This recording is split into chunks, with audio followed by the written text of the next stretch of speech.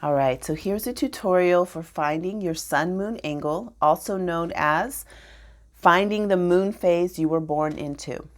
So the information you need, the date of birth, the time as close as possible, and the city you were born in. And I can apply a link here so you can find out the free app that I use to pull up charts. Okay, so what you're going to do is locate the sun. And for this person, the sun was at 17 degrees Pisces. And then we're going to chart in counterclockwise direction. So from 17, you're going to go 30, 60, 90, 120.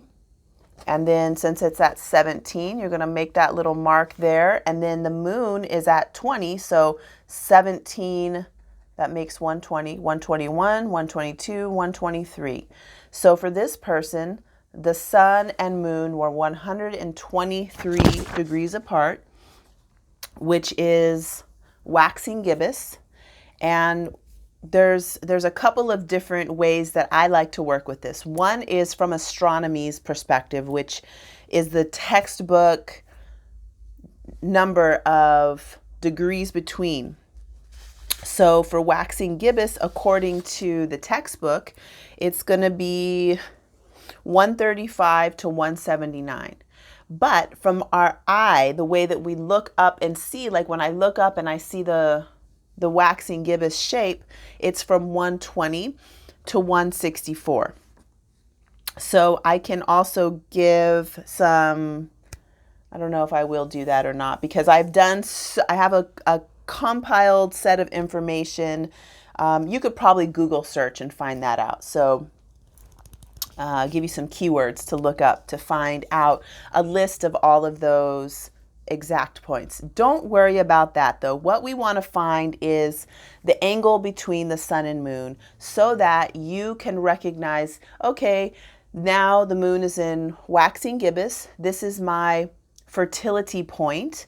This is the moment that I am most fertile for receiving downloads of information to create my next project, my next artistic endeavor, or a child. It could even be a child. And I feel like this is really important for men to know their sun moon angle, because now we've all been exposed to solar return. We know when the sun reaches its same point in the sky, give or take a day or two, because it's not exact because of calendars. But it's about the same time. Every year on March 8th, that's my birthday. But we don't really know the lunar birthday, which is just as important for ceremony and ritual. So let's look at the next chart. This chart, so we did the waxing gibbous. Let's do this easy chart here, which is a full moon. So we're going to find the sun.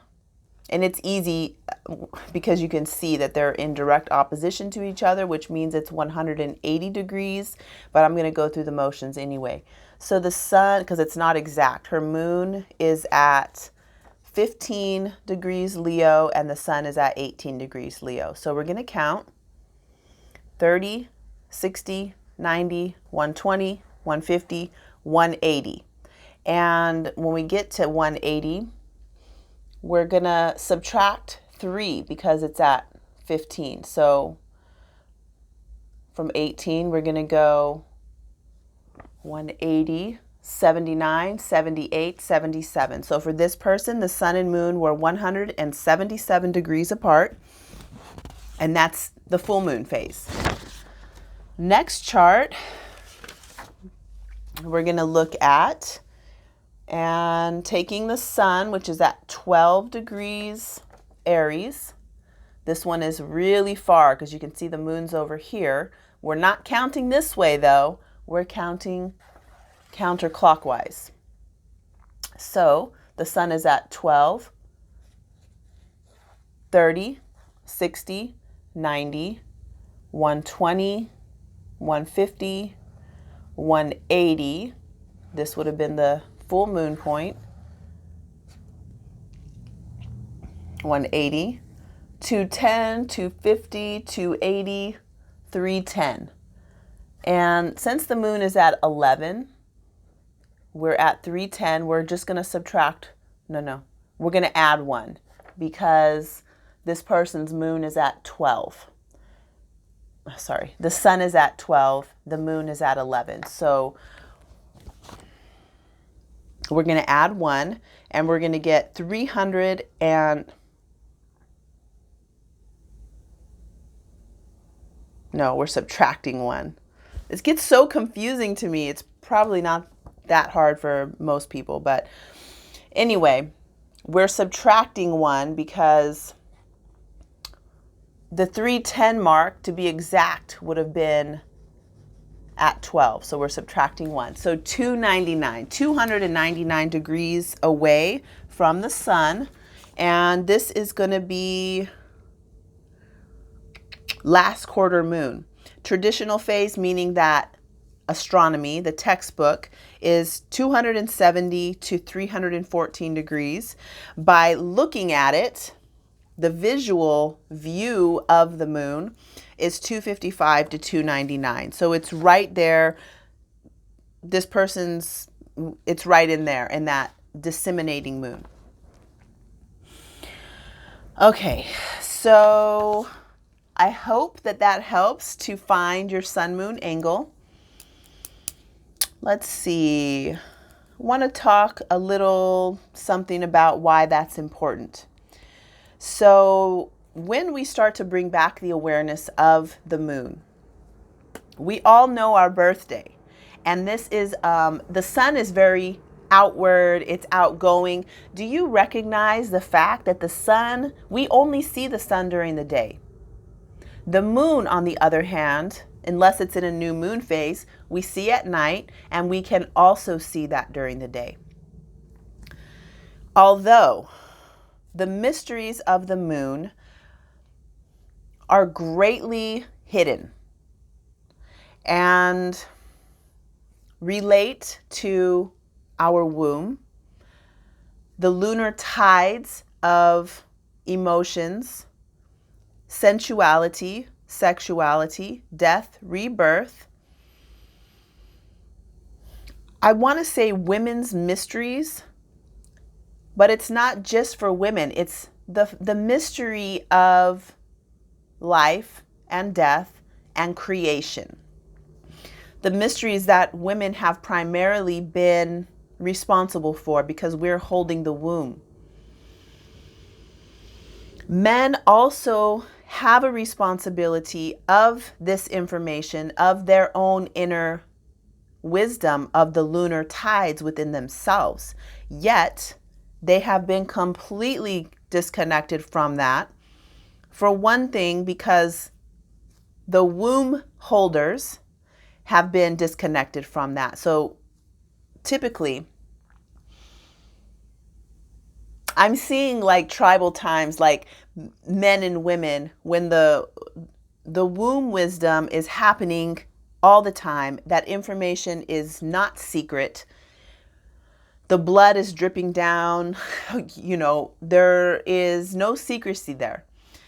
The male partners would very well be connected to those mysteries of the moon. Not only that, it's also related to gardening. It's related to, in Kauai, it's common conversation because it regulates the tide. So the surfers on the beach, they're talking about what phase the moon is in. Almost every house that I went to on Kauai had a lunar calendar on the refrigerator telling them when to plant what things and what's happening. And it's so vital information that we have been really disconnected from.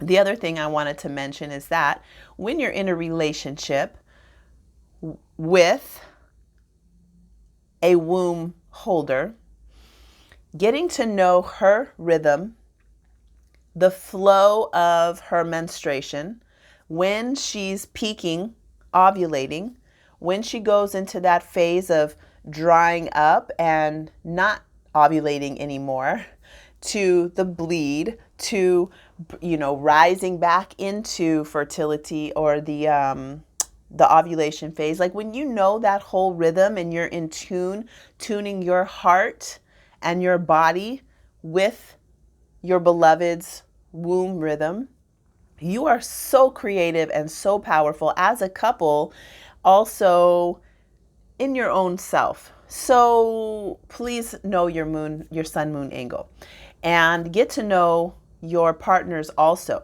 It's really interesting. The last couple's astrology chart that I did, they were both born with the sun and moon at the exact same degree apart. So they had this moon synastry that I had never ever seen before, because there's all these, you know, the charts that I read, 177, 299, mine was 123. Like, what's the chances that your person that you're with for 11 years, that you both have the exact same sun moon angle? Okay, so thank you so much for watching the video. I hope you enjoyed it. Please ask any questions. Go back and watch the video to get the flow of how to count and find the difference.